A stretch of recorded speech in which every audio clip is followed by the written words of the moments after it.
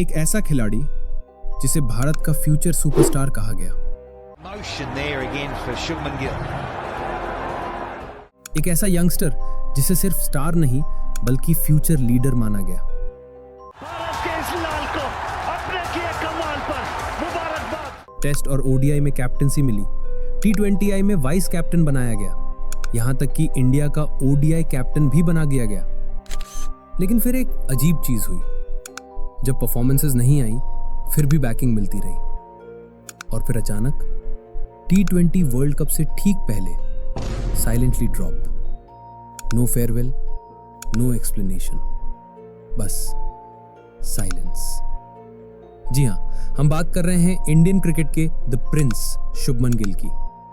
और deep down हम सब जानते हैं रीजन क्या था, फॉर्म।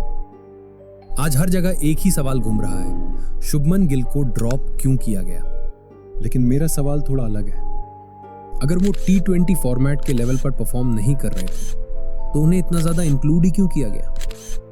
क्योंकि उनके इंक्लूजन से टीम का पूरा स्ट्रक्चर हिल गया, और फिर वर्ल्ड कप से जस्ट पहले उन्हें हटाना, ये डिसीजन नेचुरली कंट्रोवर्शियल बन गया। मानता हूं टीम मैनेजमेंट का फाइनल डिसीजन शायद टीम के फेवर में गया, क्योंकि सच यही है, as of now Shubman Gill T20 format में स्ट्रगल कर रहे हैं।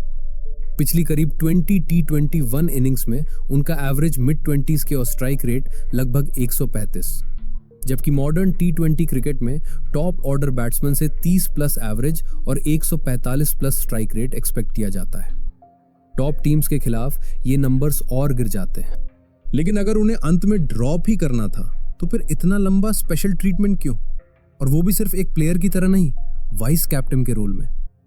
एशिया कप जैसे हाई इंटेंसिटी टूर्नामेंट में जहां इंटेंट और टेम्पो सब कुछ होता है, गिल का स्ट्राइक रेट लगभग 130 रहा, जबकि उसी फेज में इंडिया का power play strike rate 140 plus था। एक खिलाड़ी जो लगभग 1 साल तक इंडिया के लिए T20 नहीं खेला, वो सीधे एशिया कप में आता है और वाइस कैप्टन बन जाता है। और इसी कहानी में एक नाम बार बार सामने आता है, गौतम गंभीर। This is the story of the Gill Gamble. इस पूरी सिचुएशन को समझने के लिए हमें थोड़ा पीछे जाना पड़ेगा। 2024 जब T20 world cup squad announce हुआ, शुभमन गिल मेन बैट्समैन नहीं थे, वो सिर्फ एक बैकअप प्लेयर थे। बहुत लोग अपसेट थे, लेकिन ऑनेस्टली डिसीजन लॉजिकल था। और फिर इंडिया ने 2024 T20 वर्ल्ड कप जीत लिया। रोहित शर्मा की कैप्टनसी में इंडिया की पहली proper T20 trophy, Rahul Dravid को परफेक्ट फेयरवेल। इसके बाद आया ट्रांजिशन फेज। विराट कोहली, रोहित शर्मा, रविंद्र जडेजा तीनों T20 फॉर्मेट से रिटायर हो गए। अब चॉइसेस क्लियर थी, अभिषेक शर्मा, संजू सैमसन, यशस्वी जायसवाल, तिलक वर्मा, वॉशिंगटन सुंदर। Same skill sets, high intent, future ready profiles. और शुरुआत में ये प्लान काम भी कर रहा था। जिम्बाब्वे और श्रीलंका टूर्स पर गिल को चांसेस मिले, उन्होंने टीम लीड भी की। लेकिन उसके बाद पिक्चर बदल गई। साउथ अफ्रीका और इंग्लैंड सीरीज में संजू सैमसन और अभिषेक शर्मा की पेयरिंग ने आउटस्टैंडिंग परफॉर्मेंसेस दी। दोनों का कंबाइंड एवरेज 35 प्लस और स्ट्राइक रेट करीब 160। दोनों ने मल्टीपल सेंचुरीज लगाई और कंसिस्टेंट इंपैक्ट क्रिएट किया। धीरे धीरे ये दोनों इंडिया के सेटल्ड T20 ओपनर्स बन गए। प्लान क्रिस्टल क्लियर था।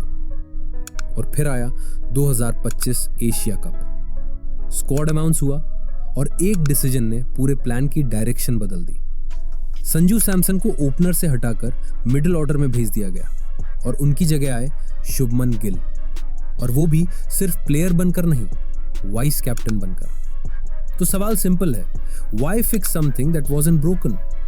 Same number of T20I matches के बाद Sanju Samson 30 plus average, 150 plus strike rate, Shubman Gill दोनों में पीछे। गिल के आने से बैटिंग पोजीशंस, रोल, क्लैरिटी सब डिसरप्ट हो गया। ट्रांजिशन फेज का बेसिक रूल होता है, don't break a working combination. Gill rhythm में नहीं थे, ऊपर से वाइस कैप्टनसी का प्रेशर। नंबर्स भी यही दिखाते हैं, उनका T20 एवरेज और गिर गया। एशिया कप के बाद भी चांसेस मिलते रहे, लेकिन रन्स नहीं आए। आज सिचुएशन ये है, जो खिलाड़ी कभी इंडिया का नेक्स्ट सुपरस्टार माना जा रहा था, वही आज ट्रोलिंग का शिकार है। पर्सनल हेट गलत है, लेकिन परफॉर्मेंस पर सवाल उठाना पूरी तरह वैलिड है। इस पूरी कहानी में सवाल प्लेयर से कम मैनेजमेंट से ज्यादा पूछे जाने चाहिए। गिल एम्प्लॉई है, डिसीजन मेकर्स ऊपर बैठे हैं।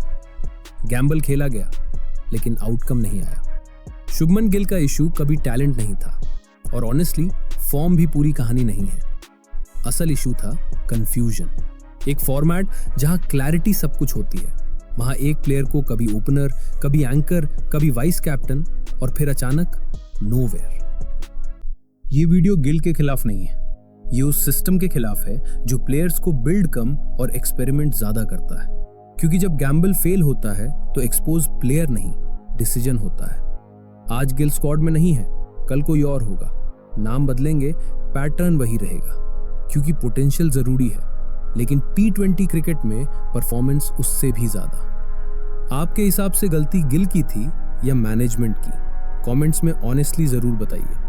वीडियो पसंद आई हो तो लाइक करें और ऐसी ही जबरदस्त क्रिकेटिंग स्टोरीज के लिए अभी तुरंत क्रिकेट अनकवर्ड को सब्सक्राइब कर बेल आइकन को प्रेस कर दीजिए, जिससे आपको सबसे पहले वीडियोस की नोटिफिकेशन मिलती रहे। मिलता हूं आपसे अगले वीडियो में। It's cricket uncovered, signing off for today.